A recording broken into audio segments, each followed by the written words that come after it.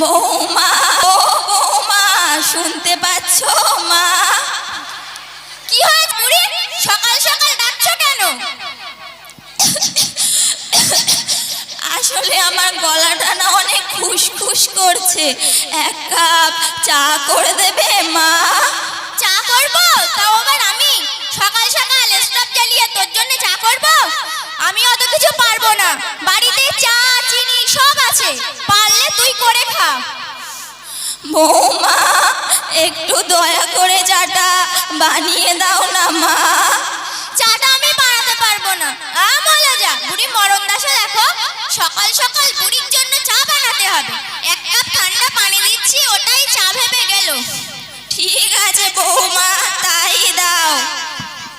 এই রে বুড়ি, এটা খেয়ে এবার আমাকে উদ্ধার কর। ইচ্ছা, কাপটা তো পড়ে ভেঙে গেল। বৌমা যদি শুনতে পায় তাহলে আমার হাড় মাংস আর এক রাখবে না। এই কি একটা শুনতে পেলাম না? নিশ্চয়ই সকাল সকাল এই বুড়িটা একটা অঘটন ঘটিয়ে বসেছে। এই বুড়ি, কি করেছিস? হাই হাই, আমার এত শখের সুন্দর ডিনার সেটের কাপটা ভেঙেই দিল। তোকে তো আজকে হাড় মাংস আর একই রাখবো না, তোকে আজকে আমি মেরেই ফেলবো। কই রে আমার লাঠিটা? আসলে বৌমা, আমার বয়স হয়েছে তো, তাই একটু নার্ভাস হয়ে পড়েছিলাম। আহারে, তোমার বয়স তো হয়েছে তা না হয় বুঝতেই পারলাম, তাই বলে একটা কাপ ধরারও ক্ষমতা নেই? তোকে তো আজকে মেরেই ফেলবো। কই রে আমার লাঠিটা?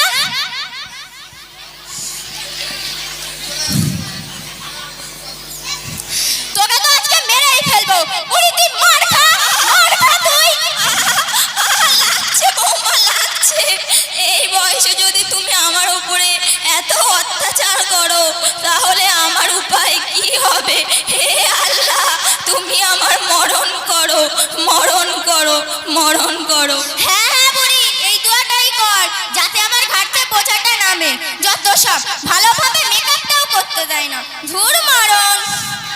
টুনি, ওগো টুনি, কোথায় গেলে? এইদিকে এসো, আমি বাড়ি চলে এসেছি কিন্তু। ও, তুমি বাড়ি এসেছো? তো দেখো তো সাজগোজ সব ঠিক আছে কিনা। সব ঠিক আছে, তা দাঁড়াও আমি মায়ের সঙ্গে গিয়ে দেখা করে আসি। মা, ও মা, তুমি কোথায়? নাও, সকাল সকাল মা ছেলের আদিক খেতে শুরু হয়ে গেল। কখন থেকে সেজে গুজে বসে আছি, তা কিনা এসে এই মায়ের সাথে আদিক খেতে দেখাতে চলে গেল। যত সব। খোকা, তুই বাড়ি এসেছিস খোকা? হ্যাঁ মা। খোকা, তোর শরীর টরিল ভালো আছে তো খোকা? মরণ দশা বুড়ির মরণ দেখো, এ তো সব ফির করে বলে দিচ্ছে। এ যাই হোক, আমার একটা নাকে কান্না পেশা আছে, আমি ঠিক সামলে নিতে পারবো। খোকা, তুই অফিসে ছিলিস, তোর বউ না আজ আমাকে খুব মার মেরেছে। কি টুনি, তোমার এত বড় সাহস, তুমি কিনা আমার মায়ের গায়ে হাত তুলেছো? তুমি কিনা তোমার মায়ের কথা শুনে আমার গায়ে হাত তুলেছ? আমি আর থাকবো না তোমার বাড়ি, চললাম আমি বাপের বাড়ি। তোমার ভাত আমি আর খাবো না। দাঁড়াও দাঁড়াও টুনি, তুমি যেও না, এরকম কাজ আমি আর কখনো করবো না, আমার ভুল হয়ে গেছে। তুমি এরকম কথা কতবারই না বলেছো, আবার বলছো যে এরকম কাজ আর কখনো করবো না। তাহলে তুমি তোমার মাকে না হয় বৃদ্ধাশ্রমেই রেখে এসো। না টুনি, এটা ঠিক না। আমার এই নরম মনটা নিয়ে আর পারা গেল না, মনটা তো আর পাথর না, না হয় একটু কমিয়েই দিলাম। তুমি তোমার মাকে না হয় পথেই ফেলে দিয়ে আসো। চলো তাহলে। না না বাবা, তুমিই যাও।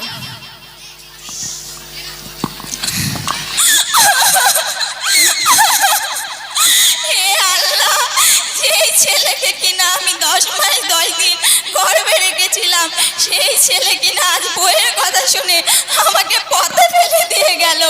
এই মুখ আমি কাকে দেখাবো? হে আল্লাহ, তুমি এত ভালো ভালো মানুষের মরণ করো, আমাকে কি দেখতে পাও না? হে আল্লাহ, তুমি আমাকে তুলে নাও, তুলে নাও, তুলে নাও। এই যে বুড়ি হয়েছে, আর তো নাকে কান্না কানতে হবে না, ওঠো। পাড়ার লোক তো আমাকেই দোষ দেবে, তোমার ছেলের তো আজ দোষ দেবে না। পাড়ার লোকে যত, পরের মেয়ে যত দোষ নন্দ ঘোষ। ওঠো।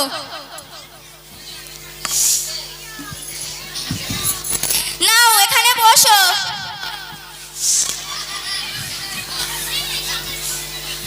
খোকা, আজ না অনেক শীত পড়েছে, অফিস থেকে ফেরার পথে আমার জন্য একটা চাদর নিয়ে আসিস তো।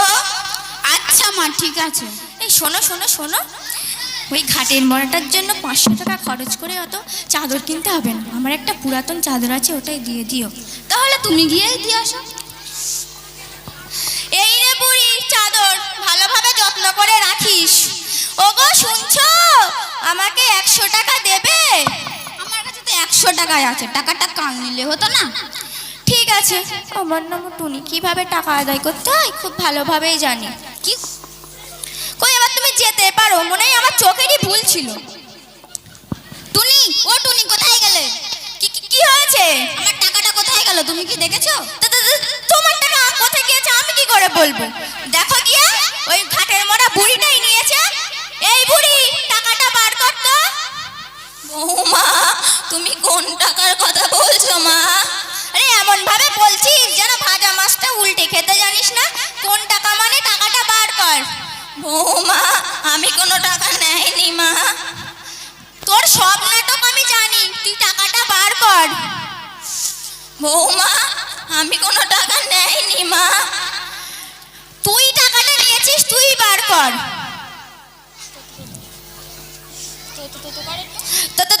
তুই তো টাকাটা নিয়েছিস, তুই তো বার করবি নাকি? বারটা কর না টাকাটা। বৌমা, তুমি অত তোতলাচ্ছ কেন মা? তো তোকে কি কৈফিয়ত দিতে হবে নাকি? খোকা, তুই বিশ্বাস কর খোকা, আমি কোনো টাকা নেইনি খোকা। আমি যখনই বাড়ি আসি তখনই তোমাদের ঝগড়া, আমার আর ভালো লাগে না। এই আমি অফিসে চললাম, আজ তুমিও যাও, আমিও চললাম বাপের বাড়ি, আর ফিরবো না। তুমি যা পারো করো, তাতে আমার কোনো যায় আসে নাই, আমি অফিসে চললাম। এই না না, ভুবনে তো যাওয়া যাবে না, ভুবনে আবার দজ্জাল ভাবি আছে, এখান থেকেই আমার সব সমস্যার সমাধান করতে হবে। বৌমা, একটু শুনবে মা? হ্যাঁ, কখনই না শুনছি না, শুনতে শুনতে তো আমার কানটা পচেই গেল। তা বলো, কি বলবে? আচ্ছা বৌমা, তুমি একজন মুসলমানের মেয়ে হয়ে এমন কথা কিভাবে বলতে পারলে? টাকাটা কে নিল আর তুমি কার ঘাড়ে দোষ চাপিয়ে দিলে? তা তোর ঘাড়ে দোষ দেবো না তো আমি আবার নিজের ঘাড়ে দোষ নেব? যত সব। আচ্ছা বৌমা, আজকে যদি আমার জায়গায় তোমার বাবা মা থাকতো, তাহলে কি তুমি ওদের সঙ্গে এমনভাবে দিনরাত অত্যাচার করতে পারতে? না তো, আমি তো এমনটা করতাম না। তাহলে কি আমি এতদিন ভুল ছিলাম? হ্যাঁ বৌমা, তুমি ভুল ছিলে। তাই ভুল শোধরানোর কি কোনো উপায় নেই?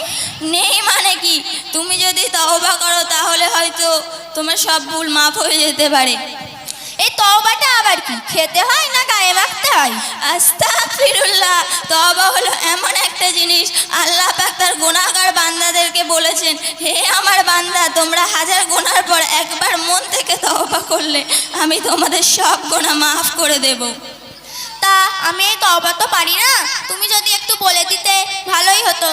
ঠিক আছে বৌমা, আমার সঙ্গে সঙ্গে বলো, তওবা তওবা তওবা, তওবা তওবা তওবা, আস্তাগফিরুল্লাহ আস্তাগফিরুল্লাহ, রব্বি রব্বি মিন কুল্লি মিন কুল্লি জামবিউ জামবিউ ওয়া আতুবু ওয়া আতুবু ইলাইহি ইলাইহি লা হাওলা লা হাওলা ওয়ালা কুওয়াতা ওয়ালা কুওয়াতা ইল্লা বিল্লাহিল ইল্লা বিল্লাহিল আলিউল আযীম। আলিউল আযীম। মা, তুমি এত কিছু শিখলে কোথা থেকে? আমি যখন ছোট্ট ছিলাম তখন রহমানিয়া মাদ্রাসাতে পড়তে যেতাম, ওখানে হুজুরদের থেকেই শিখেছি। আমি শিখবো কি করে তাহলে? তোমার ছেলে যে রোজ সকালে মক্তবে পড়তে যায়, তুমি তোমার ছেলের থেকেই শিখতে পারো। হ্যাঁ মা, তুমি ঠিকই বলেছো। মা, তুমি আমাকে ক্ষমা করে দাও, আমি না জানতেই তোমাকে কত না ভুল ভুল কথা বলেছি, তোমার ওপরে কতই না অত্যাচার করেছি, তুমি আমাকে ক্ষমা করে দাও। না বৌমা, ওঠো ওঠো, তুমি যে এই বুঝতে পেরেছো এই অনেক। আমি আজ থেকে বউ শাশুড়ির যুদ্ধ বন্ধ করব এবং ইসলাম সম্পর্কে কিছু জানার চেষ্টা করব। আমাদের এই মোকালামা থেকে জানা গিয়েছে যে দিনের পর দিন বউ শাশুড়ির উপর কেমনভাবে অত্যাচার করে।